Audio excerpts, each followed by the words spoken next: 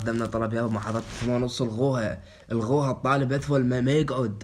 المنبه احول والطالب احول، ما نقعد بابا.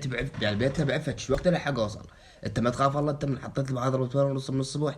اول شي الطلاب الريحه تقب هاي مال ما حد ياكل علج. العلج عندهم ماكو، الرجال ماكل علجان الرجال. والريحه تقب عادي، اي في الريحه من الصبح. هذا النيش مسوات لك دق مكياج نص بنص. هاي ثالث شغله شي يوصلني. والاهم انا انام بالخمسه، يعني انام بالخمسه الفجر.